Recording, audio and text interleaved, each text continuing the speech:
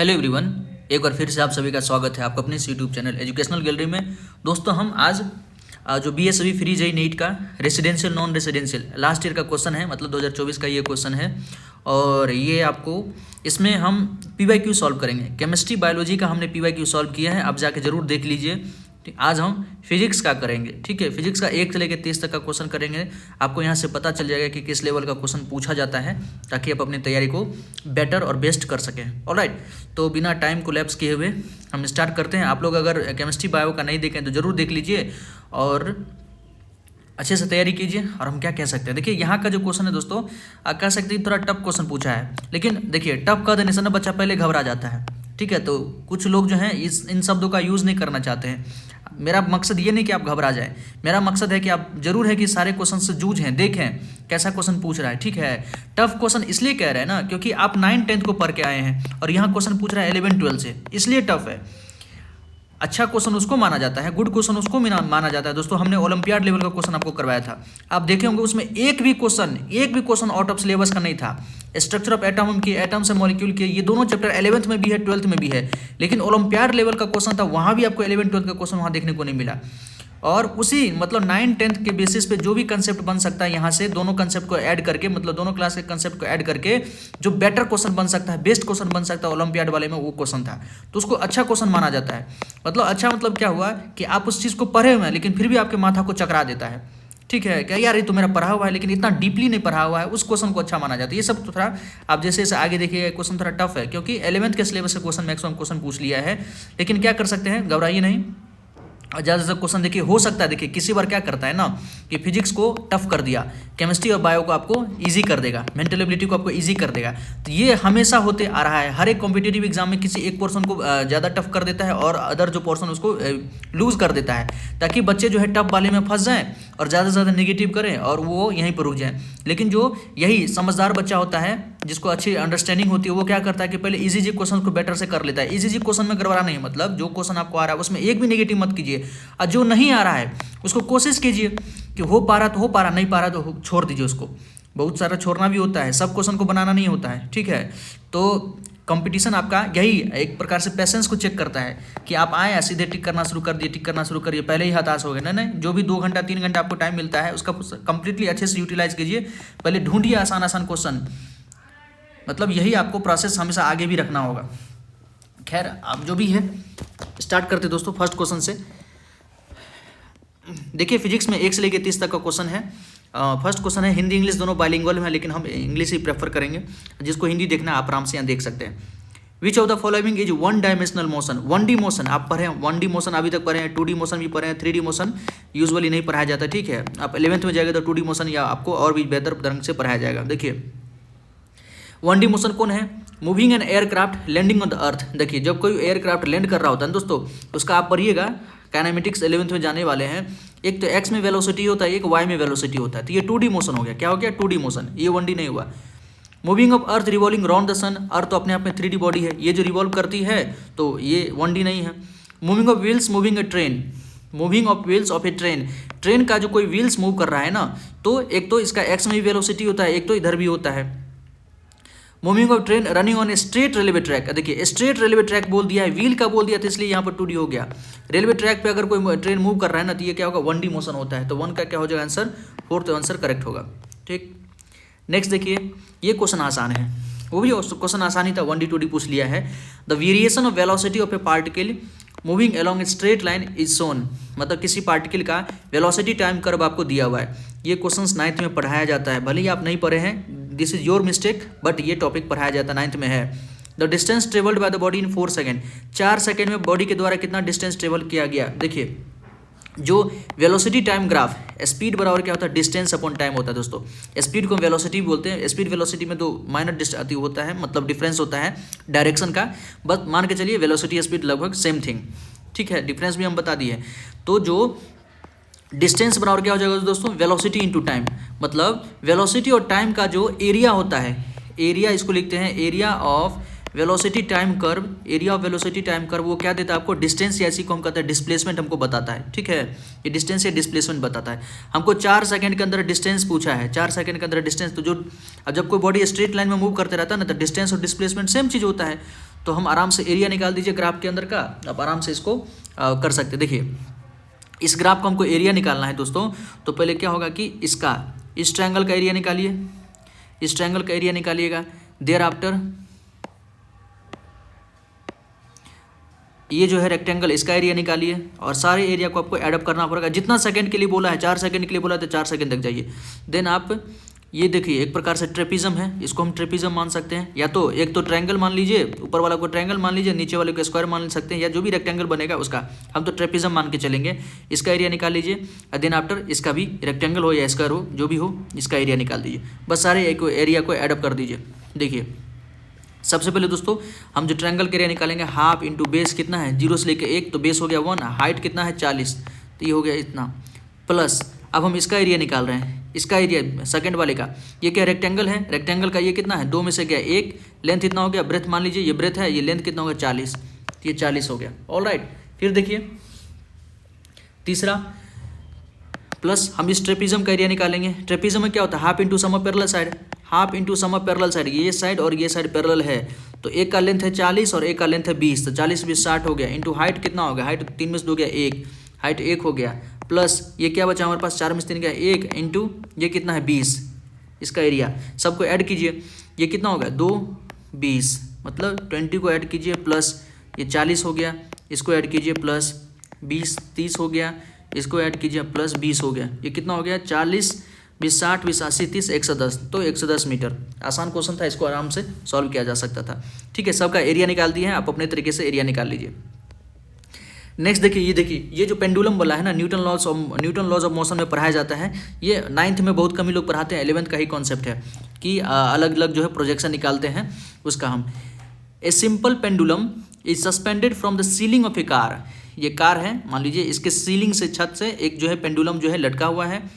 Find the horizontal acceleration of the car, car का हमको horizontal acceleration निकालना है in terms of the angle theta, इस angle theta के टर्म में which pendulum makes with the vertical, जो कि पेंडुलम वर्टिकल के साथ एंगल बना रहा है। ठीक है, तो देखिए जो भी पेंडुलम है, यहाँ मान लीजिए ऐसे ये है, यहाँ एंगल बना रही है पेंडुलम हमारे यहाँ है, इसके साथ एंगल थीटा बना रहा है, तो इस पर एक फोर्स लगता है ऊपर की तरफ, उसको कहते हैं टेंशन फोर्स, टेंशन से ही जुड़ा होता है। ठीक है, तो इसको हम क्या करेंगे, इस ये थीटा है तो ये भी थीटा हो जाएगा हमारा। ये निकालने का तरीका होता है, आप लोग इसको 11th में सीखिएगा।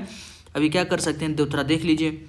तो ये जो टेंशन है दोस्तों, ये मेरा टेंशन है, टेंशन इसमें था, तो इस टेंशन का ना एक प्रोजेक्शन इधर होगा, एक एक्स में होगा, एक वाई में होगा, एक एक्स होगा एक वाई में।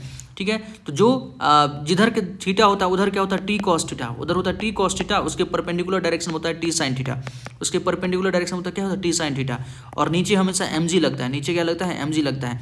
हमको एक्सेलरेशन पूछा है, देखिए यहाँ ध्यान रखिएगा, इधर की तरफ एक्सेलरेशन है तो क्या होगा, इधर मास इंटू एक्सेलरेशन, इधर तो वेलोसिटी है तो मास इंटू एक्सेलरेशन उधर होगा, बताओ टी साइन थीटा, टी जो साइन थीटा होगा, टी साइन थीटा इक्वल्स होगा मास इंटू एक्सेलरेशन के, और साथ ही साथ जो टी कॉस थीटा होगा, टी कॉस थीटा को कौन बैलेंस कर रहा है, टी कॉस थीटा देख रहे हैं ना आप यहाँ पर, ये जो टी कॉस थीटा ये एम जी के बराबर है, T cos theta M G के बराबर है, एम जी के बराबर है। ऑलराइट, अब देखिए यहाँ से टी से टी कट गया, दोनों को 1/2 कर दीजिए, 1/2 करिएगा, एक को 2 से भागा दे दीजिए, जब जैसे कीजिएगा तो टी से टी कट गया, sine theta upon cos theta क्या होता है, टेन थीटा होता है, इधर क्या हो गया टेन थीटा, इधर क्या होगा मास से मास कट गया, इधर हो गया ए अपॉन जी। हमको एक्सेलरेशन पूछा था, तो एक्सेलरेशन बराबर क्या होगा, ए बराबर जी टेन थीटा, ए बराबर क्या होगा दोस्तों जी टेन थीटा। आई थिंक आपको अच्छे से समझ में आया होगा, तो ऑप्शन 1 करेक्ट हो जाएगा। ठीक है, 2 का 1 हो जाएगा। नेक्स्ट हम देखते हैं थर्ड नंबर क्वेश्चन। देखिए ये भी अच्छा क्वेश्चन है दोस्तों, थर्ड तो देख लिया, थर्ड ही देखे थे दोस्तों, थर्ड का फर्स्ट हो गया। फोर्थ नंबर क्वेश्चन देखते हैं। फोर्थ देखिए अच्छा क्वेश्चन है, शानदार क्वेश्चन है दोस्तों। A 50 ampere hour battery can supply a current of 50 ampere for 1 hour, मतलब 50 एम्पियर आवर का कोई बैटरी है जो कि 1 आवर में 50 एम्पियर करंट सप्लाई करता है। 25 एम्पियर फॉर 2 आवर, 2 घंटे में 25 एम्पियर सप्लाई करता है, and so on. Then the total energy stored in the 12 volt 50 ampere hour battery, total energy हमको स्टोर्ड पूछ रहा है। ठीक है, तो देखिए एनर्जी स्टोर्ड, आपने पोटेंशियल, आप करंट इलेक्ट्रिसिटी पढ़ के आए हैं, करंट इलेक्ट्रिसिटी में 3-4 फॉर्मूला देखे होंगे दोस्तों, ये 10th का कह सकते हैं, लेकिन क्वेश्चन थोड़ा वास्ट कर दिया है। देखिए करंट इलेक्ट्रिसिटी में आप तो एक फार्मूला पढ़ेंगे, क्यू बराबर आई टी, क्यू बराबर आई टी फार्मूला पढ़ के आए हैं। ठीक है, क्यू क्या होता है, चार्ज होता है, ये क्या होता है एम्पियर होता है, ये क्या होता है टाइम होता है। ठीक, तो यहाँ से क्यू बराबर का एम्पियर हमको कितना दिया 50, और टाइम कितना दिया है 1 आवर, कितना 1 आवर, 50 एम्पियर आवर मतलब क्या 1 घंटा में, 1 घंटा में सेकंड में हम जो भी चीज़ लिखते हैं उसका यूनिट क्या हो, एसआई यूनिट होना चाहिए। टाइम का जो आवर हो वो एसआई यूनिट नहीं है, सेकंड एसआई यूनिट है 3600। तो ये कितना हो गया 36 पंचे 180 और इधर 2 1 3 1 2 3, इसको हम इतना लिख सकते हैं या इसी को लिखिए 18 गुने 10 की पावर 4, ये क्या होगा कुलम्ब हो गया, कुलम्ब चार्ज निकाले हैं, कुलम्ब इतना हो गया। और एक फॉर्मूला और पढ़े होंगे दोस्तों, हमको क्या निकालना है, एनर्जी स्टोर्ड निकालना है। V इक्वल टू आपने पढ़ा होगा पोटेंशियल क्या होता है, यूनिट चार्ज को पोटेंशियल क्या होता है, आपने पोटेंशियल का फॉर्मूला पढ़ा होगा, जो पोटेंशियल होता है यूनिट चार्ज को इन्फाइनाइट से किसी पॉइंट पर लाने में जितना वर्क करना पड़ता है उसी को हम क्या कहते हैं, पोटेंशियल कहते हैं। तो V बराबर W अपन क्यू, यहाँ से W बराबर क्या होगा V इंटू क्यू, ठीक है। वर्क क्या होता है, ये हमारा टोटल एनर्जी कहेंगे या इसी को स्टोर्ड एनर्जी कहेंगे। ये कितना होगा V इंटू क्यू। वोल्टेज कितना दिया है 12 वोल्ट, देखिए यहाँ पर 12 वोल्ट दिया है वोल्टेज, इंटू चार्ज हम निकालें कितना 180। चार्ज कितना निकालें दोस्तों 118 गुने 10 की पावर 4, 18 गुने 10 की पावर 4 निकाले हैं। इसको मल्टीप्लाई कीजिए, 12 8 96, 12 के 12 9 21, 216 गुने 10 की पावर 4 वोल्ट हो जाएगा, सॉरी जूल हो जाएगा, वर्ग निकालें जूल हो जाएगा। इसको आप रीअरेंज कीजिएगा, डेसिमल को 2 अंक आगे लाइएगा तो उधर कितना हो जाएगा 2.16 इंटू 10 की पावर 6 जूल हो जाएगा, 2.16 इंटू 10 की पावर 6 जूल हो जाएगा आंसर। ऑलराइट, एक मिनट देखिए हम आ रहे हैं दोस्तों।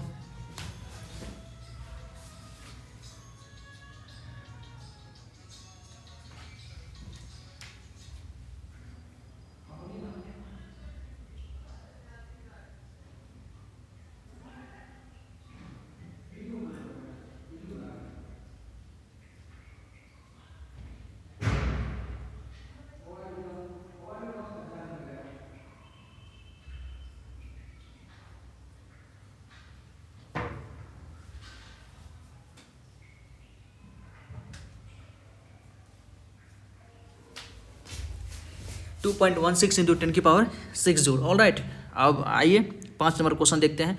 तो 2.16 इंटू 10 की पावर 6 जूल सेकेंड आंसर हो जाएगा इसका। 5 देखते हैं दोस्तों, 5 नंबर क्वेश्चन। इसलिए फॉर्मूला वगैरह को अच्छे से ध्यान रखिए, फॉर्मूला को रिवाइज करके जाइए। हमसे क्या पूछा है, विद्युत चालकता की इकाई क्या है, the unit of electrical conductivity क्या है। देखिए आप पढ़ते होंगे रेसिस्टेंस का फॉर्मूला, आर बराबर क्या होता है दोस्तों, रो एल अपॉन ए होता है, ठीक है। यहाँ इसको हम रेसिस्टेंस बोलते हैं, लेंथ हो गया, ये क्या हो गया हमारा एरिया हो गया। और ये जो रो होता है ना, इसको हम क्या कहते हैं, रेसिस्टिविटी कहते हैं। क्या कहते हैं, रेसिस्टिविटी। रो को हम रेसिस्टिविटी कहते हैं। और 1/रो को आपने पढ़ा होगा, इसको कहते हैं कंडक्टिविटी। यूजुअली टीचर बताते हैं, सारे टीचर बताते हैं, इसको हम कंडक्टिविटी बोलते हैं। क्या बोलते हैं, कंडक्टिविटी। तो हमसे यही पूछा है, the unit of electrical conductivity, मतलब कंडक्टिविटी का हमको यूनिट पूछा, मतलब 1/रो का आपको यूनिट पूछा है। तो निकाल लीजिए ना, यहाँ से इस फॉर्मूला से 1/रो निकाल सकते हैं ना। यहाँ से क्या हो जाएगा, रो बराबर, यहाँ से रो बराबर क्या हो जाएगा, RA/L। रो बराबर हो गया RA/L। हमको 1/रो करना है तो 1/रो बराबर क्या हो जाएगा, उल्टा कर दीजिए, L/RA, L/RA कर देते हैं। लेंथ का यूनिट क्या होता है, मीटर होता है। रेसिस्टेंस का यूनिट क्या होता है, ओम होता है। और एम्पियर का, ये क्या है, एम्पियर ने एरिया है, ये क्या होता है, मीटर स्क्वायर होगा। तो मीटर से मीटर कट गया, कितना हो गया 1/ओम मीटर। 1/ओम मीटर, इसी को हम ओम इन्वर्स, सॉरी इसी को हम लिख सकते हैं ओम इन्वर्स मीटर इन्वर्स। देख लीजिए कहाँ पर है, 1/ओम मीटर ये है, ये ठीक है। ओम इन्वर्स मीटर इन्वर्स कहीं नहीं है, तो 5 का थर्ड आंसर हो जाएगा हमारा, ठीक। तो रेसिस्टिविटी कंडक्टिविटी, इसको ध्यान रखिए, यहाँ से क्वेश्चन पूछा जा सकता है, ये क्वेश्चन आसान था, ठीक है। 6 नंबर क्वेश्चन देखिए, When 10 की power 14 electrons are removed from a neutral metal sphere, the charge on the sphere becomes, देखिए ये तो चार्ज निकालना, क्यू बराबर एन, ये तो सिंपल है, आपने पढ़ा होगा एक फॉर्मूला, ये भी पढ़ा होगा करंट इलेक्ट्रिसिटी में, क्यू बराबर एन ही दोस्तों। हमसे पूछा था charge on the sphere, charge पूछा है ना, तो क्यू बराबर एन। नंबर ऑफ इलेक्ट्रॉन्स कितना है, 10 की पावर 14, कितना है 10 की पावर 14। और ई कितना होता है 1.6 इंटू 10 की पावर माइनस 19 कूलम, कितना होता है 1.6 इंटू 10 की पावर माइनस 19 कूलम। तो ये कितना हो जाएगा 1.6 इंटू 19 में से 14 गया 10 की पावर माइनस 5। इसको हम लिख सकते हैं, ये डेसिमल पीछे जाएगा तो हो जाएगा 16 इंटू 10 की पावर माइनस 6। इसी को हम लिख सकते हैं 16 माइक्रोकूलम। क्या होगा 16 माइक्रोकूलम, 16 माइक्रोकूलम, ठीक। 10 की power minus 14 electrons are removed. देखिए रिमूव्ड किया है, आया नहीं है। आप कहिएगा कि यहाँ तो माइनस का 16 भी है, माइनस का 16 भी है। The charge on the sphere, आप जानते हैं, मान लीजिए सोडियम है दोस्तों, सोडियम के अंदर 11 इलेक्ट्रॉन होता है, 11 प्रोटॉन होता है। ऑल राइट, अगर इसमें से एक इलेक्ट्रॉन रिमूव हो गया, चला जाएगा, तो इस पे चार्ज कितना हो जाएगा, प्लस का चार्ज हो जाएगा, कितना हो जाएगा, प्लस का चार्ज होगा। आप समझ रहे हैं ना। तो किसी बच्चे के मन में होगा, अरे यार इलेक्ट्रॉन पे चार्ज तो -1.6 × 10⁻19 कूलम होता है, नो डाउट, लेकिन यहाँ से इलेक्ट्रॉन गया है, हमको मेटल स्फीयर पे चार्ज पूछ रहा है। आप मेटल स्फीयर को मान लीजिए 1 मिनट के लिए सोडियम है, सोडियम में से इलेक्ट्रॉन चला गया दोस्तों, मान लेते हैं 5 इलेक्ट्रॉन चला गया, तो सोडियम पे चार्ज प्लस होगा कि माइनस, प्लस का चार्ज होगा ना, 5 गया तो +5 का चार्ज होगा ना। एक बात हम बताएं, ठीक है, तो +5 का चार्ज होना, इसलिए प्लस का 16 माइक्रोकूलम होगा, ना कि माइनस का 16 माइक्रोकूलम होगा। माइनस कब होता, जब इलेक्ट्रॉन आता, इतना इलेक्ट्रॉन अगर स्फीयर पे आ जाता तब -16 माइक्रोकूलम लगाते। आई थिंक आपको अच्छे से समझ में आया होगा, ठीक है। तो कंफ्यूजन मत रहिएगा, हर चीज़ को अच्छे से एक्सप्लेन कर रहे हैं। नेक्स्ट हमारा है 7th number question. 7th number question देखिए, the equivalent resistance between the point A and B. ये पॉइंट ए है, ये पॉइंट बी है, इसके बीच में हमको इक्विवेलेंट रेसिस्टेंस निकालना है। देखिए दोस्तों, ये क्वेश्चन आपको बिल्कुल 11 से पूछा है, करंट इलेक्ट्रिसिटी 11 से पूछ लिया है। वहाँ पर एक कॉन्सेप्ट चलता है व्हीटस्टोन ब्रिज का, व्हीटस्टोन ब्रिज का एक कॉन्सेप्ट चलता है। ये क्या होता है ना, मान लेते हैं 1 2 3 4 इस प्रकार से मान लेते हैं, एक रेसिस्टेंस यहाँ लगा हुआ है, एक रेसिस्टेंस यहाँ लगा हुआ है, एक रेसिस्टेंस यहाँ लगा हुआ है, एक रेसिस्टेंस आपको यहाँ लगा हुआ है, और एक रेसिस्टेंस भी यहाँ लगा हुआ है। मान लेते हैं ये हमारा 10 ओम है, और ये क्या है 5 ओम है, ये 20 ओम है, ये कितना है 10 ओम है, ठीक है, ये कुछ भी है 50 है। जब ऐसा होता है ना दोस्तों, मतलब इसको मान लेते हैं P, इसको मान लीजिए Q, इसको मान लीजिए R, इसको मान लेते हैं S, मतलब P/Q बराबर अगर R/S हो, दोनों का रेशियो अगर इक्वल हो, देखिए ना 5 दूनी 10, 2:1, यहाँ भी 10 दूनी 20, 2:1, रेशियो 2:1 का आ रहा है। P/Q बराबर R/S, ये कितना होता है 2:1, 2:1 का रेशियो आ रहा है।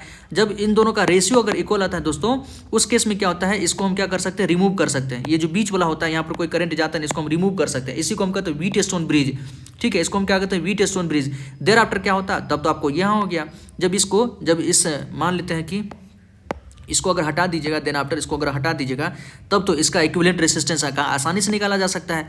इसका कितना होगा, 20 10 30 हो जाएगा, ऊपर 30 हो गया, नीचे कितना हो जाएगा, नीचे हो जाएगा हमारा 10 5 15, ये 15 हो जाएगा। इसका तो इक्विवेलेंट रेसिस्टेंस आपने पैरेलल में निकालना सीखा है, तो कुछ वैसा ही है। आप ध्यान से इस फिगर को देखिएगा, तो ये व्हीटस्टोन ब्रिज ही बन रहा है। बच्चों को भले ही ज़्यादा दिखे नहीं, ये सब क्वेश्चन को प्रैक्टिस कराया जाता है 11th में, लेकिन क्या कर सकते, ध्यान से देखिए दोस्तों, यहाँ कितना है 6/8, और इधर कितना है 3/4। 6/8 कितना होता है, 3 दूनी 6, सॉरी 2 तिया 6 और 2 चौके 8, 3/4 आ रहा है ना। इधर भी कितना है 3/4। इसको आप मान लीजिए, इसको मान लेते हैं A, इसको मान लेते हैं B, इसको मान लेते हैं C, या इसको मान लेते हैं D, मतलब A/B बराबर C/D आ रहा है। दोनों का रेशियो इक्वल है, मतलब ये व्हीटस्टोन ब्रिज के जैसे है। ये क्या है दोस्तों, व्हीटस्टोन ब्रिज। अच्छा, व्हीटस्टोन ब्रिज होता है तो जो मिडिल वाला होता है, ये जो मिडिल वाला है, इसको हम हटा सकते हैं दोस्तों, इसको हम मिडिल वाला को हटा सकते हैं। उसके बाद तो आप आसानी से कर लीजिएगा। उसके बाद तो क्या होगा, 6 3 का आप निकाल लीजिए, उसके बाद 6 3 का हम इक्विवेलेंट निकाल लेंगे, और फिर इधर हो गया 8 R 4 का निकाल लेंगे इक्विवेलेंट। तो देखिए, अब उसके बाद हम कर देते हैं। आइए उसके बाद हम यहाँ पर एक पेज ले लेते हैं छोटा सा, यहाँ पर इसको हम कर देते हैं। आप व्हीटस्टोन ब्रिज समझ गए ना दोस्तों, 1 मिनट, चलो भाई,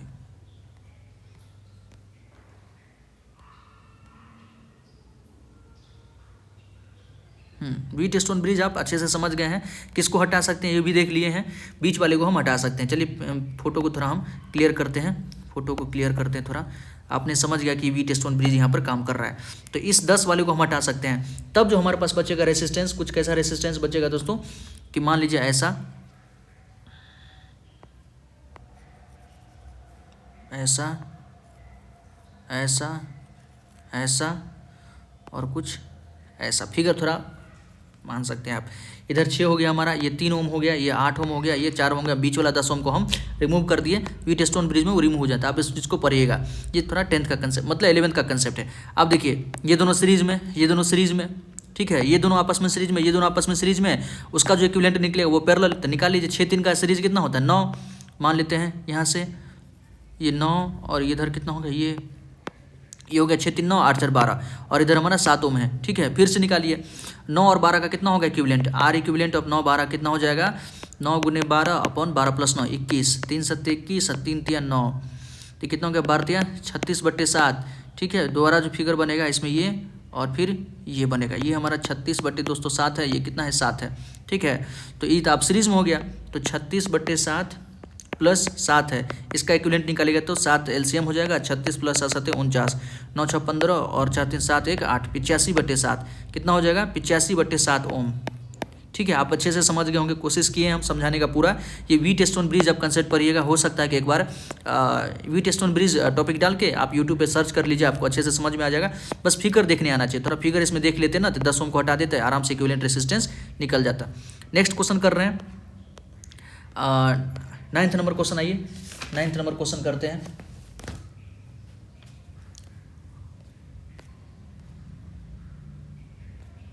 अच्छा 8 नंबर भी है दोस्तों, 8 नंबर हम करके बताते हैं पहले। 8 नंबर देखिए, 8 नंबर कहाँ गया, हाँ 8 नंबर क्वेश्चन यहाँ पर है ना। The equivalent resistance between the point A and B, A और बी पॉइंट के बीच में हमको इक्विवेलेंट रेसिस्टेंस निकालना है। देखिए एक चीज़ ये भी 11th का कंसेप्ट है दोस्तों, ये भी है सेम पोटेंशियल वाला 11th का कंसेप्ट है कि बीच में जब तक कोई रेसिस्टेंस नहीं आता उसका पोटेंशियल सेम होता है। जैसे ये ए है, यहाँ पर पॉइंट ए है, इसका पोटेंशियल अगर ए है तो यहाँ भी क्या होगा ए होगा, यहाँ भी क्या होगा ए होगा, यहाँ भी क्या होगा ए होगा, क्योंकि बीच में कोई वायर नहीं आया है। अब देखिए यहाँ से जैसे हम यहाँ जा रहे हैं ना तो यहाँ चूंकि करंट बढ़ जाएगा तो यहाँ का पोटेंशियल कुछ और हो जाएगा। यहाँ का पोटेंशियल मान लेते हैं सी, क्योंकि बी पहले से दिया हुआ है।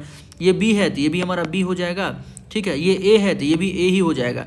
अब आप ध्यान से देखिएगा फोटो में कि जो भी रेसिस्टेंस है, जैसे ये रेसिस्टेंस है ए सी के बीच में है, ये रेसिस्टेंस है ए सी के बीच में है, ये रेसिस्टेंस है ए सी के बीच में है, ये रेसिस्टेंस है ए सी के बीच में है, ये रेसिस्टेंस है बी सी के बीच में है और ये रेसिस्टेंस ए बी के बीच में, मतलब ए बी सी तीन ही के बीच में सारा रेसिस्टेंस है। तो अब आसानी से इसको सॉल्व किया जाता है। अब क्या कीजिए ना, एक पॉइंट इधर हमारा ए है, एक पॉइंट इधर ए रख लीजिए, ठीक, एक पॉइंट इधर बी रख लीजिए और एक पॉइंट इधर सी मान लेते हैं, रख लेते हैं। आप देखिए पहला क्या है ए सी के बीच में, तो इसको पहले यहाँ पर जगह दीजिए।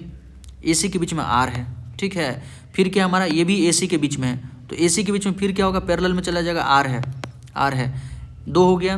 फिर देखिए ये भी ए सी के बीच में है, तो ए सी के बीच में सब पैरेलल से ही जाएगा, आर है। फिर देखिए ये भी ए सी के बीच में, ये भी जाएगा पैरेलल से। फोटो थोड़ा मेरा गड़बड़ बन चुका है, चलिए फोटो को फिर से अच्छे से सुधारते हैं। मेरा ए हो गया, मान लीजिए बी हो गया, इस पॉइंट हमारा सी हो गया, ठीक है। यहाँ मानते हैं, देखिए ए सी के बीच में 1 है, 2 है, 3 है, 4 है, ए सी के बीच में 4 है। हम सिंगल लाइन से ही ड्रॉ कर देते दोस्तों। ये ए हो गया, चलिए ये हमारा 2 हो गया, फिर मान लेते हैं ये 3 हो गया, फिर मान लेते हैं 4, सब ए सी के बीच में है। ये सब रेसिस्टेंस है, रेसिस्टेंस है, रेसिस्टेंस है, आर है, आर है, आर है, आर है। और फिर देखिए हमारा ए बी के बीच में कहाँ है, 4 गो, 1 2 3 4, ये 4 हो गया, ये 4 हो गया ना, 4 हो गया। बी सी, ये क्या है बी सी के बीच में है, बी सी के बीच में कितना है, 1 आर है, बी सी के बीच में 1 आर हो गया।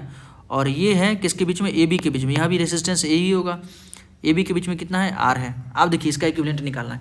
आप ध्यान से देखिए ये चारों क्या है, पैरेलल में है, तो पैरेलल में अगर सेम हो तो क्या होता है, सीधे उसको डिवाइड कर दीजिए। उस चारों के इक्विवेलेंट क्या हो जाएगा, इस चारों का अगर इक्विवेलेंट देखिए दोस्तों, पेन चेंज कर देते हैं, इस चारों के इक्विवेलेंट क्या हो जाएगा, R/4 हो जाएगा, R/4 हो जाएगा, ठीक है। R/4 हो गया। अब देखिए फिर से देखिए ए है, ये ए है, यहाँ सी है और इधर आपका बी है और यहाँ आर है। ये सब रेसिस्टेंस है, ये सब रेसिस्टेंस है, ये सब, ये हमको निकला R/4, ये यहाँ आर है और यहाँ आर है। अब देखिए आप ध्यान से देखिए, ये और ये आपस में सीरीज में हो गया और ये दोनों आपस में इसके साथ पैरेलल में हो गया, तो उसका इक्विवेलेंट निकालिए। R/4 और R का, R/4 का सीरीज क्या होगा, R/4 प्लस R कितना हो जाएगा, 5R/4, 5R/4। आप देखिए कैसा फोटो बन जाएगा, ये हमारा ए है, ये हमारा बी है, ठीक, इधर ए आर तो था ही पहले से और इधर हमारा हो गया ये 5R/4, 5R/4। अब 5R/4 आर के साथ कैसे पैरेलल में है, ये कैसे निकालेंगे, ये निकालेंगे हम दोस्तों 1/R इक्विवेलेंट। आप जानते हैं ना, R इक्विवेलेंट पैरेलल में कैसे निकालते हैं, 1/R हो जाएगा प्लस 4/5R हो जाएगा, 4/5R। इसको सॉल्व कर लीजिए, एलसीएम होगा और 5 हो जाएगा, तो ये हो गया 5 प्लस 5R एलसीएम होगा, 5 प्लस कितना हो जाएगा 4, ये कितना हो गया। इसको अगर R इक्विवेलेंट निकालिएगा तो R 1/R इक्विवेलेंट का फॉर्मूला होता है, R इक्विवेलेंट हो जाएगा 5R/9। R इक्विवेलेंट कितना होगा 5R/9, देख लीजिए कहाँ पर है 5R/9, ठीक है। तो 1 ऑप्शन हो जाएगा हमारा करेक्ट, ठीक। तो ये हो गया। नेक्स्ट हम करते हैं 9th number, water waves are. Water waves कैसा होता है, वाटर वेव्स आर, देखिए वाटर के अंदर का जो वेव चलता है ना, आपने देखा होगा एक लॉन्गिट्यूडनल वेव भी होता है, एक ट्रांसवर्स वेव भी होता है। तो वाटर वेव्स दोनों होता है, लॉन्गिट्यूडनल के साथ साथ transverse, sometimes longitudinal and sometimes transverse, alright. 10th number देखिए, सेम क्वेश्चन है, ये पहले हम कर चुके हैं, आ चुके हैं। A person start from origin, कोई पर्सन जो ओरिजिन से स्टार्ट करता है for is linear motion, velocity is given as shown in figure. ये सब 9th में पढ़ाया जाता है। Find maximum displacement of the person. Maximum displacement जानते हैं कब होता है? ये चीज़ आपको, मैक्सिमम डिस्प्लेसमेंट का मतलब जब उसका डायरेक्शन चेंज, मैक्सिमम डिस्प्लेसमेंट होता है जब body does not change its direction. जहाँ तक बॉडी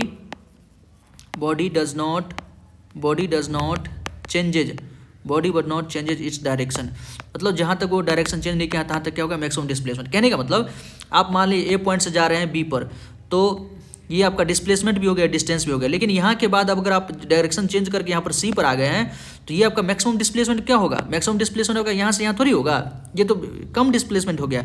मैक्सिमम डिस्प्लेसमेंट होगा यहाँ से लेकर यहाँ तक, जहाँ तक आप डायरेक्शन चेंज नहीं किए, जहाँ से आप डायरेक्शन चेंज कर दिए, कह सकते हैं कि वही पॉइंट हमारा मैक्सिमम डिस्प्लेसमेंट हो जाता है। उसके बाद अगर इस पॉइंट पर आ गए तो डिस्प्लेसमेंट आपका अगर पूछे तो डिस्प्लेसमेंट आपका ये हो जाएगा, लेकिन मैक्सिमम डिस्प्लेसमेंट पूछे तो मैक्सिमम डिस्प्लेसमेंट दोस्तों हमारा ये होगा। तो मैक्सिमम डिस्प्लेसमेंट जब भी आ जाए ये पॉइंट आपके मन में आना चाहिए, बॉडी डज नॉट चेंज इस डायरेक्शन, या बॉडी जहाँ पर अपना डायरेक्शन चेंज करता है वहाँ से पहले सारा, जैसे यहाँ पर देखिए 0 पर आ गया है ना, यहाँ उसका वेलोसिटी 0 हो गया। इस ग्राफ को कैसे रीड करते हैं पढ़ाया गया आप लोग को।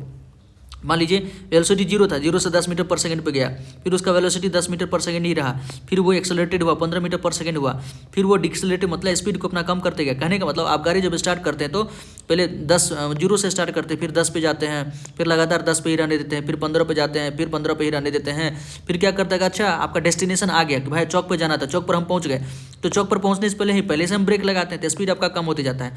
अब ये चौक पर आप पहुँच चुके हैं, अब चौक पर से फिर आपको घर पर जाना है, तो घर पर जाना तो वापस आना पड़ेगा, तो मैक्सिमम डिस्प्लेसमेंट आपका यही हुआ दोस्तों ना, ये आपका मैक्सिमम डिस्प्लेसमेंट हुआ। तो हमसे पूछा है मैक्सिमम डिस्प्लेसमेंट मतलब 25 तक का, 25 तक का आप क्या निकाल लीजिए? Area under the graph, velocity time graph का जो एरिया होता है वही हमको डिस्प्लेसमेंट देता है, तो यहाँ तो निकाल दीजिए। एक तो इसका एरिया निकलेगा, इसका एरिया निकलेगा, इसका एरिया निकलेगा, इसका एरिया निकलेगा। हम निकालते देखिए, पहला एक एरिया हाफ इंटू बेस कितना है 5 है, हाइट कितना हो गया 10, प्लस दूसरा कितना 10 में से 5 का 5 इंटू हाइट कितना हो गया 10, प्लस तीसरा ये ट्रेपिज्म है, ये पैरेलल साइड हो गया, ये पैरेलल साइड, ये कितना है 15 है, ये कितना है 10 है, तो half into sum of parallel side कितना हो गया 15 10 25 इंटू हाइट कितना हो गया 15 में से 10 गया 5, अब प्लस इसका एरिया निकाल दीजिए, half into base into height, base कितना हो गया 25 में से 15 गया 10 और ये हो गया हमारा 15, तो हाफ इंटू 10 गुने 25 में से 15 गया 10 इंटू 15, इसको ऐड कीजिए, ये कितना होगा 10 25 50 बटे 2 25 प्लस 15 के 50 प्लस 25 पंचे 125 भागा 2 62.5 प्लस 2 पंचे 10 25 कितना हो गया 25, ये कितना हो गया हमारा 50 25 25 100 हो गया, 25 25 50 100 150 75 100, कहीं गड़बड़ हुआ है दोस्तों एक बार देख लीजिए, 25 50 62.5, फिर यहाँ पर कितना हो गया, ये बेस कितना 25 में से 15 गया तो 10 और हाइट कितना है 15 है, हाइट तो 15 लिए हैं, तो 15 25 75 ना, यहाँ 25 लिख दिए, ये गड़बड़ हो गया। ठीक है देखिए 75 25 100 100 150 150 प्लस 60 210 मतलब ठीक है 75 25 100 150 और 60 210 और 212.5 कितना हो गया 212.5 212.5 ठीक 212.5 हो गया, कितना हो गया दोस्तों मैक्सिमम डिस्प्लेसमेंट 212.5 मीटर होगा। आई थिंक आपको समझ में आया होगा। तो ये सब क्वेश्चन मत जाने दीजिएगा, ग्राफ से रिलेटेड अगर आ गया velocity time curve distance time curve ये सब मत जाने दीजिएगा जो कि आपके सिलेबस का है। 11th नंबर क्वेश्चन देखते हैं। The refractive index of a certain glass is 2 for the light whose wavelength in vacuum is इतना, मतलब किसी ग्लास का जो रिफ्रैक्टिव इंडेक्स 2 है, अगर लाइट का वेवलेंथ कितना है 6000 angstrom, the wavelength of this light when it passes through glass, इस ग्लास से जब ये लाइट पास करेगा तब उसका वेवलेंथ कितना होगा वो हमसे पूछ रहा है। ठीक है तो देखिए इसमें कई सारा फॉर्मूला होता है, एक तो लेमडा का डायरेक्ट फॉर्मूला होता है, लेमडा बराबर दोस्तों आप पढ़िएगा, इस सब 11th का थोड़ा क्वेश्चन पूछ दिया है, लेमडा बराबर होता है lambda naught upon refractive index. ठीक है लेमडा बराबर lambda naught upon refractive index. Refractive ये क्या है तो मीडियम के अंदर जो रिफ्रैक्टिव इंडेक्स सॉरी वेवलेंथ दिया है, ये तो रिफ्रैक्टिव इंडेक्स है, यहाँ से आपको लेमडा निकल जाएगा, लेमडा मतलब वेवलेंथ, तो ये कितना दिया है 6000 angstrom, 6000 angstrom upon refractive index कितना है 2, तो 6000 बटे 2 कितना होगा 3000 एंगस्ट्रॉम, कितना हो जाएगा दोस्तों 3000 एंगस्ट्रॉम, तो हमारा ट्रू आंसर कंप्लीट हो जाएगा। ठीक फिर है a light bulb is placed between 2 plane mirror inclined at angle 60 degree.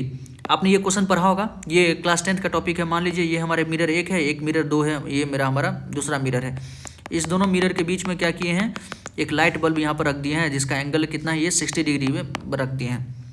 The number of image, तो नंबर ऑफ इमेज का फॉर्मूला होता है, नंबर ऑफ इमेज का फॉर्मूला होता है दोस्तों n बराबर होता है 360 डिग्री अपॉन थीटा। क्या होता है 360 डिग्री अपॉन थीटा, तो ये कितना हो गया, इवन आता है तो कुछ और, ऑड आता है तो कुछ और, तो n बराबर 360 अपॉन कितना हो गया 60, ये 6। अगर इवन आया तो इवन होता है तो नंबर ऑफ इमेज हो जाता है, नंबर ऑफ इमेज क्या करते हैं n-1 कर देते हैं, कितना हो जाएगा 5, 6 में से गया 5। अगर ऑड आता है, ठीक है, n 360 बाई थीटा अगर ऑड आ गया, इवन आ गया तो कुछ और ऑड आ गया तो कुछ और, ऑड आ गया तो एज इट इज रहने देते हैं, ऑड आ गया तो वही हमारा आंसर हो जाता है। लेकिन इवन आता है तो हम क्या करते हैं कि उसमें से एक घटा देते हैं तो वो हमारा आंसर हो जाता है। ध्यान रखिएगा, इस चीज़ को ध्यान रखिएगा, पढ़ाया जाता है बच्चों को।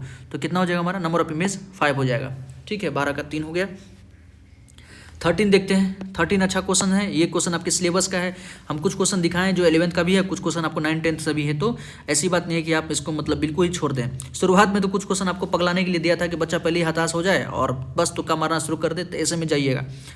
कंपटीशन का ऐसा ही तरीका होता है, इसी प्रकार से कंपटीशन को खेला जाता है। ठीक है, कि आपको बच्चों को परेशान करे। अंत में देखिएगा कि क्वेश्चन बहुत आसान, केमिस्ट्री बायोलॉजी की तरफ जाइएगा ना, आपके क्या क्या लल्लू क्वेश्चन पूछ दिया है। नेक्स्ट देखिए दोस्तों, an object of focal length, an object of length 6 cm is placed perpendicular on the principal axis of a concave mirror of focal length f। कोई ऑब्जेक्ट है जिसका लेंथ कितना है 6 सेंटीमीटर है, जो कि प्रिंसिपल एक्सिस के परपेंडिकुलर रखा गया है, जिसका फोकल लेंथ f है और उसको रखा गया है 4f के डिस्टेंस पे। The length of the image will be, image का लेंथ हमसे पूछा है, तो आसान क्वेश्चन है, इसको तो बनाया जा सकता है। देखिए इसको हम बनाते हैं, चलिए इसको बनाते हैं दोस्तों।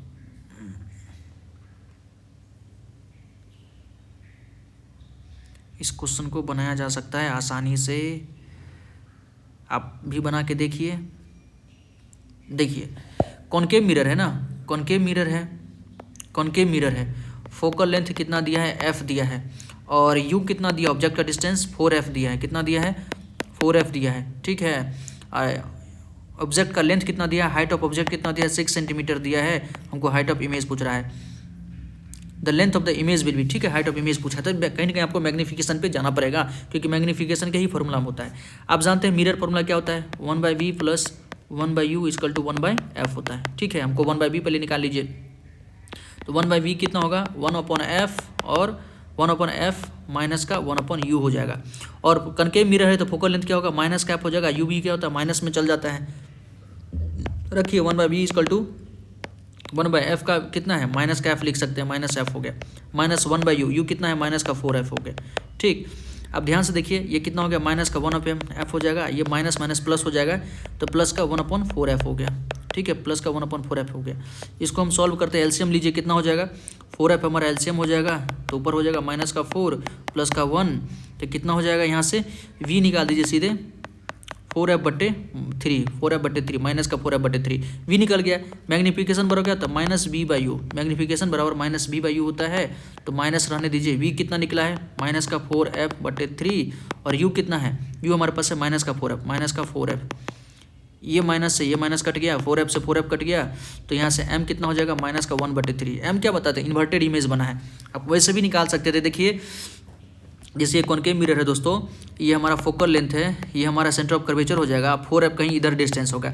अगर सेंटर ऑफ कर्वेचर से हम दूर रखते हैं तो इमेज कहाँ बनता है, दोनों के बीच में बनता है। इमेज कहाँ बनता है दोस्तों, दोनों के बीच में बनता है, इधर कहीं बनेगा इमेज, और यहाँ जब भी इमेज बनता है तो छोटा ही बनता है, और चूंकि उल्टा बना है तो इसलिए माइनस में आ रहा है। m बराबर -1/3 का मतलब क्या था, इन्वर्टेड, माइनस का मतलब इन्वर्टेड हो गया, और 1/3 का मतलब छोटा, तो छोटा बना है। एक और फॉर्मूला लगाइए, m बराबर होता है height of image upon height of object. ठीक है, तो 1/3 equal to height of image कितना हो गया हमारा, निकालना है, हाइट ऑफ ऑब्जेक्ट कितना है 6 है, तो 3 दूनी 6, तो हाइट ऑफ इमेज कितना हो गया 2 सेंटीमीटर, हाइट ऑफ इमेज कितना हो गया 2 सेंटीमीटर। ठीक है, तो ये क्वेश्चन आसानी से बनाया जा सकता है। आई थिंक आपको समझ में आया होगा, एक बार इसको अच्छे से देख लीजिए। कोई वैल्यू भी रख सकते थे, मान लीजिए फोकल लेंथ का हम वैल्यू रख देते 20, अगर फोकल लेंथ का वैल्यू रख देते -20 सेंटीमीटर, अगर रख के आप बनाते माइनस का 20 सेंटीमीटर, और ये कितना होगा 20/80 माइनस का 80 सेंटीमीटर, तो आपको अच्छे से सारा मतलब डिस्टेंस भी पता चल जाता और सब चीज़ पता चल जाता। लेकिन हम ये भी डाटा रख दिए तो कोई प्रॉब्लम नहीं हुआ, हमको आराम से इमेज का हमको हाइट निकल गया, हाइट बराबर 2 सेंटीमीटर। नेक्स्ट आइए 40 नंबर क्वेश्चन देखते हैं दोस्तों। अच्छा क्वेश्चन था, इस प्रकार का क्वेश्चन आपसे ना छूटे, एकदम सही सही बने। कुछ क्वेश्चन टफ था, लेकिन आप देखिए क्वेश्चन बहुत आसान आसान होने लगा है। एक समतल दर्पण द्वारा एक वास्तविक वस्तु का प्रतिबिंब होता है। The image of a real object found by plane mirror, ये कोई प्लेन मिरर है, प्लेन मिरर के सामने तो हम लोग डेली इमेज देखते हैं, तो हमारा इमेज कैसा बनता है, हमारा सेम साइज का इमेज बनता है दोस्तों, सेम साइज का इमेज बनता है, कैसा बनता है, वर्चुअल बनता है और इरेक्ट बनता है, इरेक्ट बनता है, वर्चुअल बनता है, इक्वल साइज बनता है। तो 14 का 2 नंबर, ये तो आसान क्वेश्चन था, 14 का 2। नेक्स्ट देखिए, ये भी क्वेश्चन 11 से पूछा गया है, ये तो 12th का है, कर सकते हैं। An object is placed at 12 centimetre distance our the surface of A lake, मतलब कोई झील है उसके 12 सेंटीमीटर ऊपर पर कोई ऑब्जेक्ट को रखा गया है। वाटर का रिफ्रैक्टिव इंडेक्स इतना है। Then at what distance from the lake surface a fish will see the object. देखिए आपने भी बहुत सारे मेलाओं में देखा होगा कि लोग क्या करते हैं, एक बकेट में ऐसा लोग, मतलब स्पोर्ट्स एक प्रकार से जुआ ही है ये, या कह सकते हैं कि साइंस भी है। इस प्रकार का क्या होता है कि एक बकेट रखते हैं, बाल्टी रखते हैं और उसमें क्या करते हैं, एक वो चाय पीने वाला ग्लास रख देते हैं और पानी भर देते हैं, इसके अंदर सिक्का रख देते हैं, ठीक है, सिक्का रख देते हैं, सिक्का नहीं रखते हैं, ये तो ग्लास रहता है कि कहता है कि चलो यहाँ से तुम क्या करो, यहाँ से सिक्का गिराओ, मतलब 5 रुपया गिराओ, 10 रुपया गिराओ, अगर उसमें चल जाएगा तो उसी के इक्विवेलेंट, मतलब 5 रुपया आप डाले हैं, अगर सीधे अगर इसके अंदर चला गया तो 5 रुपया तो आपका प्लस 5 रुपया वो भी देगा, मतलब आपको प्राइज मनी 5 रुपया मिलेगा। अदरवाइज अगर इधर उधर कहीं गिर गया तो आपका 5 रुपया गया पानी में, ठीक है, वो पानी में गया। ऑलराइट, तो होता क्या है उसमें गड़बड़, हम आपने रिफ्रैक्शन पढ़ा होगा कि मान लीजिए कोई स्टिक ऐसा है, स्टिक कोई ऐसा है लेकिन दिखता है ऐसा है, उल्टा हमको थोड़ा टेढ़ा दिखता है, चम्मच हो गया, स्टिक वगैरह हो गया, रिफ्रैक्शन में आपने पढ़ा होगा आपको टेढ़ा दिखता है, क्योंकि रिफ्रैक्टिव इंडेक्स अलग होता है, ये क्या करता है, लाइट को बेंड कर देता है। तो कुछ वैसा ही है कि मछली जो है, मछली तालाब में नीचे है, मछली झील के अंदर नीचे है, यहाँ पर कोई ऑब्जेक्ट है, तो इसको ओरिजिनल डिस्टेंस तो ये उसका डी, मतलब इसको कहते हैं डी रियल डिस्टेंस है, लेकिन इसको जो दिखेगा अपरेंट दिखेगा, इसको कहीं क्या दिखेगा, कहीं दूर दिखेगा, क्या दिखेगा दोस्तों, कहीं दूर दिखेगा, क्योंकि हम ऊपर से कोई चीज़ देखते हैं ना तो पानी का रिफ्रैक्टिव इंडेक्स ज़्यादा होता है। आप देखिएगा, मतलब बाल्टी में अगर आपका जग है या कोई ग्लास वगैरह है तो आपको उठा हुआ दिखता है, थोड़ा ऊपर उठा हुआ दिखता है। जब हम बाहर से देखते हैं तो मतलब रेयर से हम डेंसर में देखते हैं तो हमको चीज़ें ऊपर उठा हुआ दिखता है, लेकिन मछली डेंसर मीडियम में है, ये बाहर देख रही है रेयर मीडियम में, तो इसको क्या करेगा, ये नीचे मतलब थोड़ा दूर दिखेगा, मतलब हमको पास दिखता है, हमको बाहर से देखते हैं तो हमको पास दिखता है, तो इसको क्या दिखेगा, दूर दिखेगा। तो एक तो वो कर सकते हैं, ये तो हो गया कंसेप्ट हो गया, ठीक है, लेकिन आपको न्यूमेरिकल से सॉल्व करना पड़ेगा। तो न्यूमेरिकल तो बहुत फार्मूला, मतलब आप 11th में रहते तो आपको बहुत आसानी से इसको समझा दिया जाता है कि रिफ्रैक्टिव इंडेक्स का आपने फार्मूला पढ़ा होगा। एक तो जो पढ़ा होगा 10th में वो है, एक होता है डी अपरेंट, मतलब apparent depth upon D real होता है, ये भी फार्मूला होता है। हमसे डी अपरेंट मतलब उसको कहाँ लगेगा वो पूछा है, तो डी अपरेंट का बराबर क्या होगा, डी अपरेंट बराबर refractive index into D real. तो यहाँ पर रिफ्रैक्टिव इंडेक्स दिया है 4/3, और रियल डिस्टेंस कितना दिया है 12 मीटर, तो 3 चौके 12, मतलब उसको क्या दिखेगा 16 सेंटीमीटर पे दिखेगा, मतलब जो ऑब्जेक्ट 12 सेंटीमीटर है सरफेस से उसको थोड़ा दूर दिखेगा, 16 सेंटीमीटर पे दिखेगा। तो आसान है, आसान फार्मूला से इसको सॉल्व किया जा सकता है। 16 centimetre above the surface of the water. Next हम करते हैं 17 नंबर। 17 नंबर देख लीजिए, which one of the following statement is true, कौन सा स्टेटमेंट हमारा सही है। Both light and sound wave are, ना लाइट वेव तो हमारा ट्रांसवर्स होता है, साउंड वेव क्या होता है लॉन्गिट्यूडनल होता है। The sound wave in air are longitudinal while the light waves are transverse, बिल्कुल सही बात है, 17 का 2 हो जाएगा। नेक्स्ट देखते हैं 18 number. In a uniform electric field A charge of 3 coulomb experiences a force of 3000 Newton. देखिए इलेक्ट्रिक फील्ड की बात कर रहा है, ये 11th का ही है। The potential difference between the point is इतना, the potential difference between 2 point is 1 centimetre apart along the electric field lines force. मतलब हमसे पूछा है पोटेंशियल डिफरेंस कितना होगा, डिस्टेंस दिया है 1 सेंटीमीटर, चार्ज दिया है 3 कूलम, फोर्स दिया है 3000 न्यूटन। ये भी सिंपल एक फॉर्मूला पढ़ाया जाता है। देखिए एक तो आप पढ़िएगा फोर्स बराबर क्या होता है, फोर्स बराबर क्यू इंटू ई, चार्ज को हम इलेक्ट्रिक फील्ड से मल्टीप्लाई कर देते तो हमको फोर्स आ जाता है। और एक फॉर्मूला और पढ़िएगा, वी बराबर होता है ई इंटू डी। जो पोटेंशियल डिफरेंस होता है दोस्तों, इलेक्ट्रिक फील्ड को अगर हम उसके डिस्टेंस से मल्टीप्लाई कर देते तो हमको बी आ जाता है। अल्टीमेटली हमको बी पर जाना है, तो बी पर जाने के लिए आपको क्या चाहिए, आपको डिस्टेंस दिया हुआ है और इलेक्ट्रिक फील्ड नहीं दिया हुआ है, आपको इलेक्ट्रिक फील्ड चाहिए। तो यहाँ से इलेक्ट्रिक फील्ड निकाल दीजिएगा फोर्स वाले फॉर्मूला से, एफ बराबर लगा ये क्यू इंटू ई। फोर्स कितना दिया है 3000 न्यूटन, 3000 न्यूटन, चार्ज कितना दिया 3 कूलम इंटू इलेक्ट्रिक फील्ड, तो 3 से 3 कट गया, यहाँ से इलेक्ट्रिक फील्ड कितना आ गया 1000 आ गया इलेक्ट्रिक फील्ड, ठीक है। हमको निकालना है पोटेंशियल डिफरेंस, तो वी बराबर ई इंटू डी, वी बराबर ई इंटू डी, वेद भी इसको बोलते हैं, यूजुअली इसको याद करने के लिए हम सब वेद याद करते हैं। तो वी बराबर इलेक्ट्रिक फील्ड कितना हो गया 1000 इंटू यहाँ से डिस्टेंस कितना 1 सेंटीमीटर, 1 सेंटीमीटर को मीटर में लिखने के लिए 100 से भागा देंगे, 100 से कट गया, कितना हो गया 10 वोल्ट, कितना हो गया दोस्तों 10 वोल्ट, ठीक है। तो 18 का कितना हो गया 1 हो जाएगा 10 वोल्ट। सिंपल फॉर्मूला पे सारा क्वेश्चन बन रहा है, लेकिन भले ही वो 11th का है। नेक्स्ट है the weight of a body at the centre of the earth. Centre of earth के अर्थ पे बॉडी का वेट कितना होता है? तो देखिए, तो जी अर्थ जो है ना, सॉरी जी सेंटर क्या होता है? 0 होता है। जी सेंटर क्या होता है दोस्तों? ग्रेविटी क्या होता है? जी सेंटर पे 0 होता है, ठीक है। रेडियस से 0 हो जाता है तो जी 0 हो जाएगा। तो जी 0, तो उसका हमसे वेट पूछा है, तो मास इंटू एक्सेलरेशन या mass into G M G करते हैं, तो जी ही नहीं तो क्या हुआ? 0 हो जाएगा। नेक्स्ट है 20 नंबर। देखिए 20 नंबर क्या है क्वेश्चन दोस्तों? The depth at which the effective value of acceleration due to gravity is E/4। ये एक्सेलरेशन चैप्टर तो 9th में है शायद, तो वहाँ से क्वेश्चन है। The depth at which the effective value of acceleration due to gravity is इतना, मतलब हमको डेप्थ पूछ रहा है। जी डेप्थ क्या होगा? सॉरी, वो डेप्थ क्या है? डी क्या है? जहाँ पर जी डी आपको डेप्थ जो ग्रेविटी दिया G/4 दिया है, तो ये फॉर्मूला क्या होता है आप पढ़ेंगे 11th में ही पढ़ेंगे। जी डेप्थ का फॉर्मूला होता है दोस्तों G into 1 - D/R। Variation of G अब पढ़िएगा ना कि नीचे जाने पर ऑब्वियसली बात है डी मतलब डेप्थ, हाइट बदलेगा तो उसका जी डी भी बदलेगा। हमको जी डी कितना दिया है? G/4 दिया है, G/4 और डेप्थ पूछा है इंटू जी 1 - D/R। जी से जी कट गया, कितना हो गया? 1/4। और इधर क्या कीजिए, हम 1 को इधर लाते हैं तो -D/R हो गया। इधर कितना? -3/4 हो जाएगा, बराबर -D/R। यहाँ से माइनस कट गया, D बराबर कितना होगा? 3R/4। D बराबर कितना होगा दोस्तों? 3R/4। ठीक है, ये फॉर्मूला आपको ध्यान रखना पड़ेगा। मतलब जितना आज हमने फॉर्मूला को डिस्कस किया, अगर उस फॉर्मूला को ध्यान रखिएगा ना तो बेटर रहेगा आपके लिए। एग्जाम में एज इट इज यहाँ से क्वेश्चन आपको मिल जाएगा। ठीक, 21 नंबर क्वेश्चन देखते हैं। थोड़ा स्पीड में कर रहे हैं दोस्तों, थोड़ा हमको तैयार भी होना है, जाना भी है।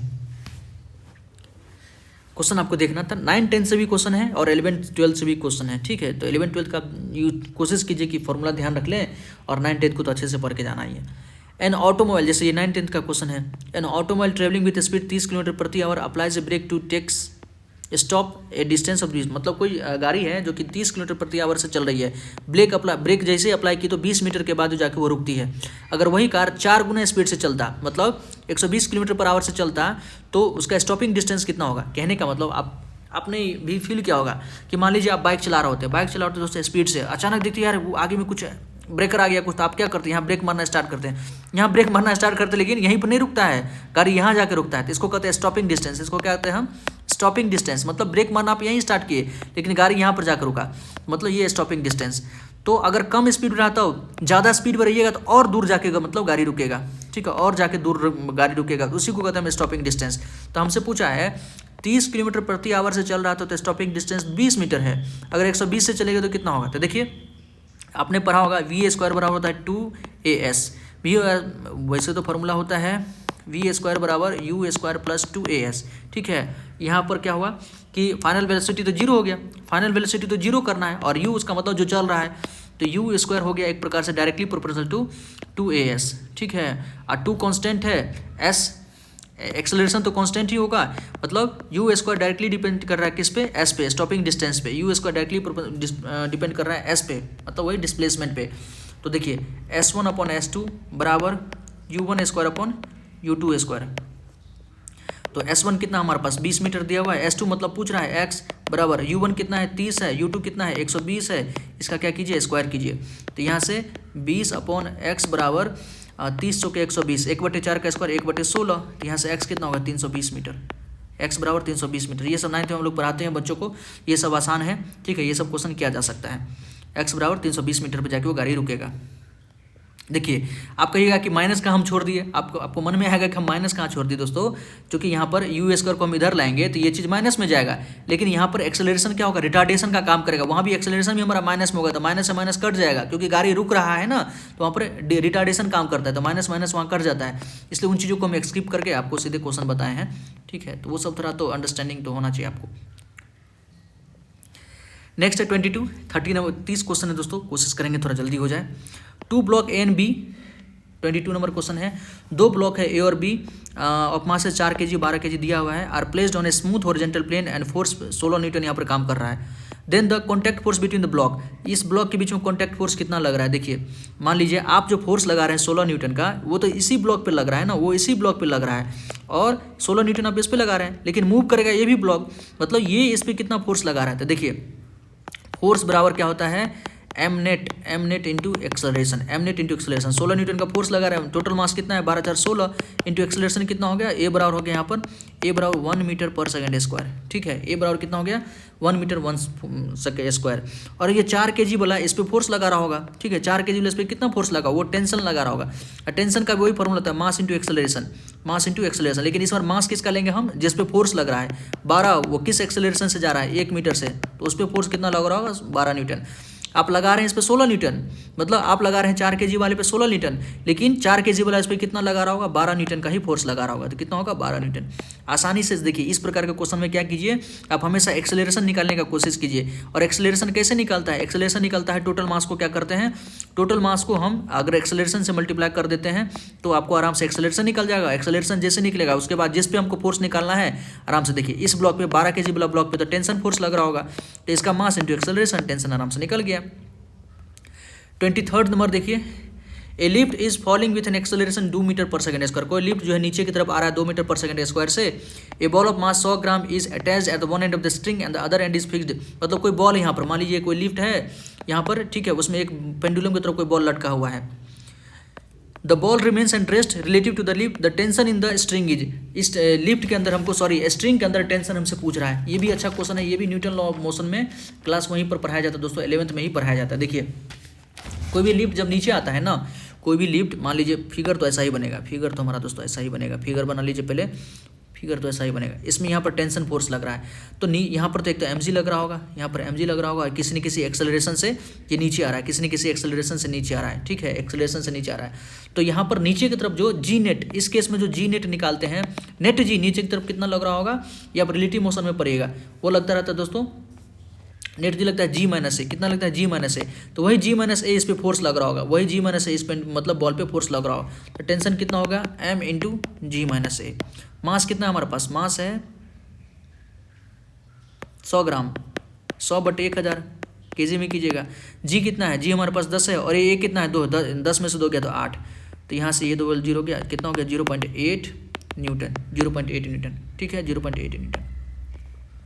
नेक्स्ट 24 देखते हैं, सेम क्वेश्चन है, 3 masses 16 kg, 8 kg, 4 kg placed in a contact as shown in the figure, ये force of 140 newton is applied and 4 kg mass, then the force on 16 kg will be. ये question अभी करके आए हैं, वो वाला जो क्वेश्चन अभी आप देखे थे, ये वाला 16 kg वाला और 4 kg वाला, कि आप तो इस पर 4 मतलब 140 न्यूटन फोर्स लगा रहे हैं 4 kg पे, लेकिन 16 kg पे कितना फोर्स लग रहा होगा, तो सेम क्या बोले, सबसे पहले एक्सेलरेशन निकालिए दोस्तों, तो एफ नेट बराबर एम नेट इंटू एक्सेलरेशन।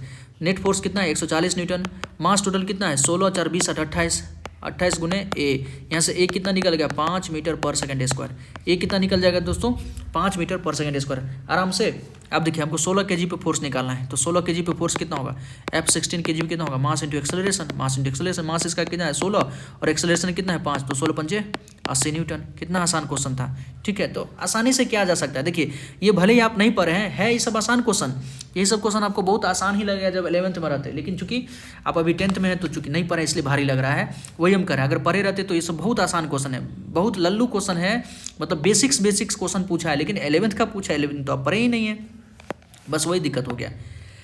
25 देखिए, ट्रांसवर्स वेव कैन प्रोपेगेट इन, देखिए ट्रांसवर्स वेव जो देखिएगा ना वो सिर्फ और सिर्फ सॉलिड के अंदर प्रोपेगेट करता है, ये थियोरेटिकल क्वेश्चन है। 26 देखते हैं, a thief's car is moving with speed 10 metre पर सेकंड, कोई चोर जो है 10 मीटर पर सेकंड से भाग रहा है, पुलिस उसका पीछा कर रहा है 5 मीटर पर सेकंड से, कहीं वो पकड़ पाएगा, लेकिन क्या करता है कि ये बुलेट उसकी तरफ चलाता है विथ मजल वेलोसिटी 72 किलोमीटर प्रति आवर। पहले तो इसको मीटर पर सेकंड में निकालिए, 72 गुने 5/18, 18 चौके 72 मतलब 20 मीटर पर सेकंड। देखिए चोर भाग रहा है, ये मान लेते हैं चोर है, ये थीफ है हमारा 10 मीटर पर सेकंड से भाग रहा है, और जो यहाँ पर पुलिस का जीप है वो 5 मीटर पर सेकंड से जा रहा है, लेकिन ये चलाता है बुलेट चलाता है दोस्तों 20 मीटर पर सेकंड से, ठीक है, 20 मीटर पर सेकंड से चला रहा है, तो 20 मीटर पर सेकंड से चला रहा है दोस्तों, ठीक है। तो देखिए आपने पढ़ा भी होगा कि मान 20 तो इसका स्पीड है, लेकिन 5 कार का भी स्पीड है, कार का स्पीड कितना है 5 है, तो टोटल स्पीड जो होगा बुलेट का कितना होगा 25 मीटर पर सेकंड, 25 मीटर पर सेकंड टोटल बुलेट का स्पीड होगा। हमसे क्वेश्चन पूछा है then speed with which the bullet will hit the car, किस स्पीड से ये बुलेट जो है कार को हिट करेगा। देखिए 25 से तो आगे जा रहा है, लेकिन 10 से ये भी जा रहा है, और एक प्रकार से हमको रिलेटिव रिलेटिव स्पीड पूछ रहा है किसका, बुलेट का। रिलेटिव स्पीड पूछ रहा है बुलेट का विथ रिस्पेक्ट टू किसका, थिप। मतलब चोर को ये किस स्पीड से आते हुए दिखेगा, चोर को ये जो बुलेट है, बुलेट ऑब्वियसली बात है 20 से ही जा रहा है, लेकिन 5 स्पीड इसका ऐड हो गया किसका, कार वाला, तो इसका स्पीड टोटल हो गया 25, और ये अपने जा रहा है 10 से। तो चोर को किस स्पीड से ये बुलेट आते हुए दिखेगा, तो चोर को लगेगा कि यार ये हमको कितना से 25, एक तो उसका हो गया -10, मतलब 15 मीटर पर सेकंड के स्पीड से इसको आते हुए दिखेगा, क्योंकि 10 से ये भी जा रहा है ना दोस्तों, ये 25 से जा रहा है, 10 से ये भी जा रहा है, और सेम डायरेक्शन जब भी होता है तो रिलेटिव स्पीड को हम क्या करते हैं, माइनस कर देते हैं। ये अपोजिट डायरेक्शन होता तो आप उसको ऐड कर देते। आपने ट्रेन वाला क्वेश्चन पढ़ा होगा कि एक ट्रेन ऐसा है, दूसरा ट्रेन सेम डायरेक्शन में जा रहा है, ठीक है, प्लेटफॉर्म को कितनी दूरी में तय करेगा। अगर मान लीजिए दोनों अपोजिट डायरेक्शन से, एक आ रहा है एक जा रहा है, ठीक है, इस प्रकार से मान लीजिए स्टेशन की तरफ आ रहा है, और मतलब दोनों एक तरफ एक दूसरे का आ रहा है, तो क्या करते हैं उस केस में सेम डायरेक्शन में ना, एक आ रहा है, ये अपोजिट डायरेक्शन हो गया, तो अपोजिट डायरेक्शन में क्या करते हैं हम ऐड कर देते हैं, स्पीड ऐड हो जाता है, और सेम डायरेक्शन में स्पीड को हम क्या करते हैं, रिलेटिव स्पीड निकालने के लिए हम माइनस कर देते हैं। ये सब रिलेटिव स्पीड का कॉन्सेप्ट आप पढ़िएगा, ठीक है। तो उसको 15 मीटर पर सेकेंड से आते हुए दिखेगा, तो 15 मीटर पर सेकेंड। आप इसको थोड़ा टाइम लगा के सीखिएगा ना, तो आराम से सीख सकते। देखिए ये 25 से जा रहा था, लेकिन 10 से तो ये भी जा रहा है ना, 10 से ये भी जा रहा है, तो क्या इसको 25 से स्ट्राइक करेगा, स्ट्राइक तो करेगा 25 से, लेकिन 10 इसका भी स्पीड है, तो क्या होगा, उतना माइनस हो जाएगा, जितना इसका स्पीड है ना उतना वो माइनस हो जाएगा, क्योंकि उतना दूर तो वो आगे भाग जाएगा, तो उसको लगेगा कि हमको ये 15 से आ रहा है। नेक्स्ट है 27 नंबर, वेलोसिटी टाइम ग्राफ। देखिए वेलोसिटी टाइम ग्राफ से 3 क्वेश्चन पूछ लिया है हमसे। पूछा the resultant force acting on the object at t = 45 second.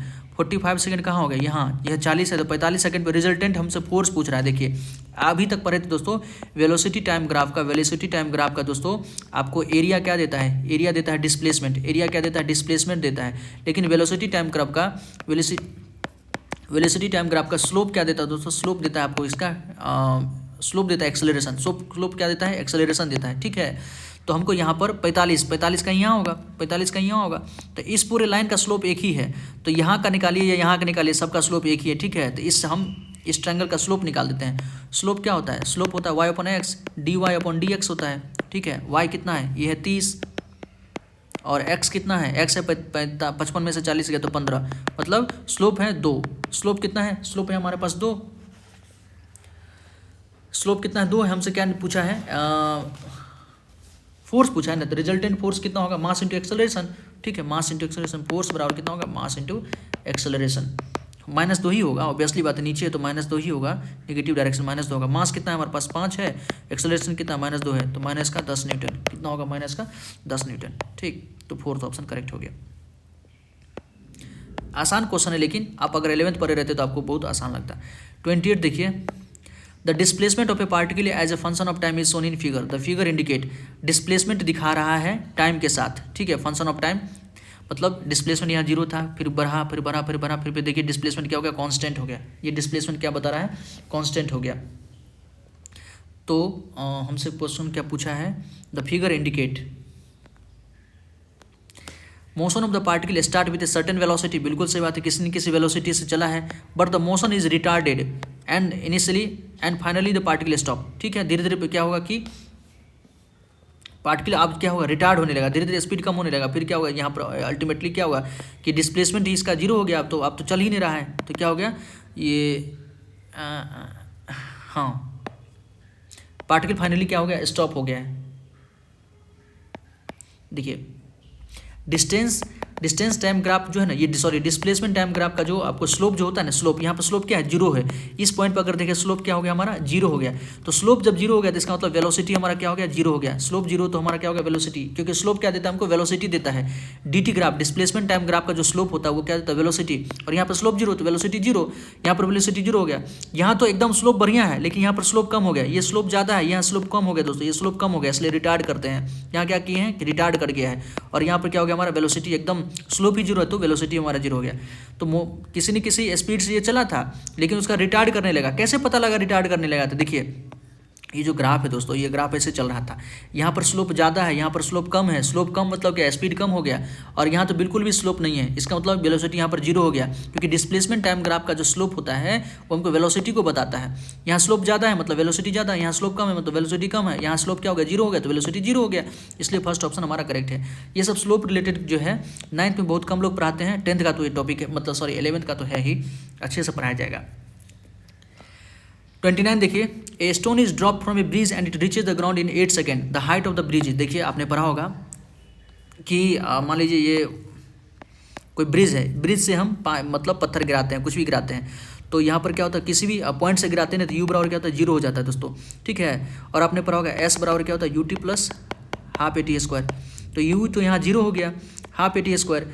इसी एस को हम क्या कहते हैं, ये डिस्प्लेसमेंट है, यहाँ इसके हम क्या कहते हैं, एच कर देते हैं। एच बराबर होता है हाफ GT स्क्वायर। क्या हो जाता है, हाफ GT स्क्वायर, क्योंकि यू 0 हो गया, इनिशियल स्पीड 0, तो यू 0, तो फॉर्मूला क्या बन जाता है, हाफ GT स्क्वायर। हमसे एच पूछा है, तो हाफ एक्सेलरेशन कितना है दोस्तों 10, टाइम कितना है 8 सेकंड, 8 AT 64, तो 2 पंचे 10, 64 पंचे कितना होता है, 4 पंचे 20, 6 पंचे 30, 2 32, 320 मीटर।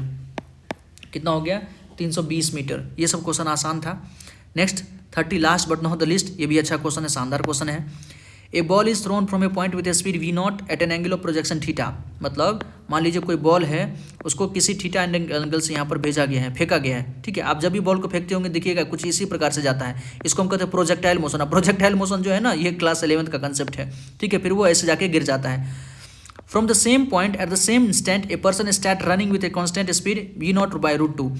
मतलब जैसे ही आप यहाँ पर बॉल फेंके, इसी टाइम पे इसी जगह से एक कोई लड़का दूसरा V0/√2 स्पीड से इस बॉल की तरफ, मतलब इधर जाएगा तो इधर की तरफ वो दौड़ना स्टार्ट किया ताकि उसके हाथ में ये बॉल आ जाए। Will he able to catch the ball, क्या वो बॉल को पकड़ पाएगा। If he can catch the ball what should be the angle of projection. तो एंगल ऑफ प्रोजेक्शन कितना हो चाहिए, मतलब अगर वो बॉल को पकड़ ले यहाँ पर, तो यहाँ पर एंगल ऑफ प्रोजेक्शन किस एंगल से आप भेजेंगे ताकि ये बॉल को पकड़ ले।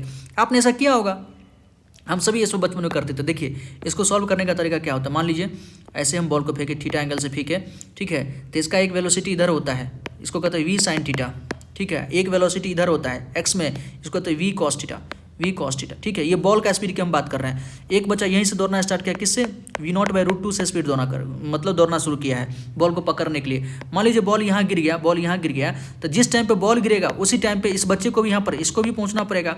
मतलब दोनों का स्पीड क्या होना चाहिए, ये जो है x में स्पीड, अरे भाई जिस स्पीड से हम चलेंगे उसी स्पीड से अगर आप भी चलिएगा और सेम डिस्टेंस सेम पॉइंट से शुरू करेंगे, तो 10 मिनट के बाद दोनों आदमी सेम ही जगह पर रहेंगे ना। आप समझ रहे हैं ना, दो लोग अगर सेम ही स्पीड से चलना शुरू करें, भले ही आप लैम्बोर्गिनी से चलें और हम साइकिल से ही चलें, ठीक है। अगर मतलब स्पीड हम दोनों का सेम हो, आप ही 10 मीटर पर सेकंड से चले, हम भी साइकिल 10 मीटर पर सेकंड से ही चलाएं, और कहेंगे 10 मिनट में देखते हैं कहाँ चलते हैं, तो ऑब्वियसली बात है स्ट्रेट रोड होगा तो दोनों आदमी सेम जगह पर ही रहेंगे, स्पीड सेम है। तो इसको यहाँ बॉल को पकड़ना है तो दोनों का स्पीड क्या होना चाहिए, मतलब सेम होना चाहिए। V cos थीटा बराबर क्या होना चाहिए, V0/√2। यहाँ देखिए V0 से ही फेंका गया, तो ये भी V0 हो गया, V0 से V0 कट गया, यहाँ से cos थीटा बराबर कितना हो गया 1/√2। और cos थीटा 1/√2 कब होता है, जब थीटा बराबर कितना हो 45 डिग्री हो। तो बॉल को वो पकड़ सकता है कब, जब थीटा 45 डिग्री हो, कितना हो 45 डिग्री हो। ये जो है बिल्कुल 11th का है, काइनेमेटिक्स का है, यहाँ पर पूछ लिया गया है। तो 30 का 4 हम दोस्तों केमिस्ट्री का सारा क्वेश्चन करा चुके हैं, बायोलॉजी का सारा क्वेश्चन करा चुके हैं, मेंटल एबिलिटी का बस नहीं कराए हैं क्योंकि उसमें मतलब इंटरेस्ट तो है मेरा, लेकिन साइंस के अलावा हमको कुछ करने का मन नहीं करता, साइंस मैथ के अलावा दोस्तों हमको करने का मन नहीं करता है, तो इसलिए हमने किए। आप देख लीजिएगा, कोई क्वेरी हो तो कमेंट सेक्शन जरूर पूछिएगा दोस्तों, और प्लीज़ चैनल को सब्सक्राइब कीजिए, वीडियो को लाइक कीजिए, ताकि हम टाइम टू टाइम आपको अपडेट देते रहें। और लास्ट डेट है, फॉर्म भर लीजिए। ठीक है दोस्तों, जय हिंद।